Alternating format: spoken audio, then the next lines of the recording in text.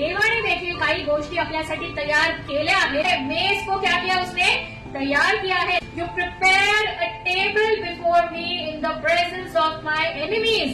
पहिले करेक्ट 2:9. डोळ्याने पाहिलं नाही, कानाने ऐकलं नाही, माणसाच्या मनात आपण कल्पना देखील करणार नाही अशा उत्तम अशा गोष्टी त्यांनी आपल्यासाठी काय केलेल्या आहेत? तयार केल्या आहेत. योहान 14:2-3. तयारी फक्त आपल्यालाच नाही करायची आहे, तर तयारी तो देखील करत आहे. आणि ती जागा तयार केली म्हणजे काय होईल? तो म्हणतो मी तुम्हाला आपल्या जवळ घेऊन जाण्यासाठी येईल, कारण जिथे मी आहे तिथे तुम्ही असावे. तो आपल्या वचनाविषयी विलंब लावत नाही, परंतु तो काय करतोय? धीराने सहन करतोय. का? कारण कुणाचा नाश व्हावा अशी त्याची इच्छा नाही, तर सर्वांनी पश्चाताप करावा अशी त्याची इच्छा आहे. तो विलंब लावत नाही आहे, परंतु आपल्याला तो काय करतोय?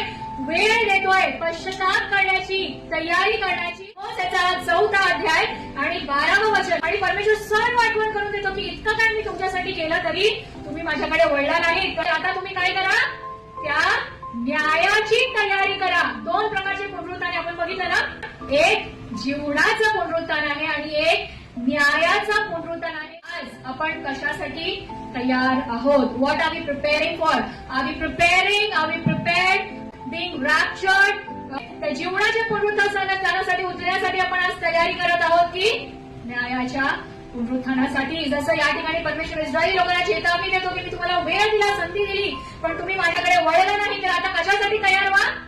न्यायासाठी तयार व्हा. तर आज आपण कशाची तयारी करत आहोत? आपल्याला जागृत राहण्याची गरज आहे. आत्मिक स्तरावर आपल्याला त्याच्याबरोबर तो करण्याचा सण साजरा करण्यासाठी आपण तयार असलो पाहिजे, ना की त्या न्यायाच्या दिवसासाठी.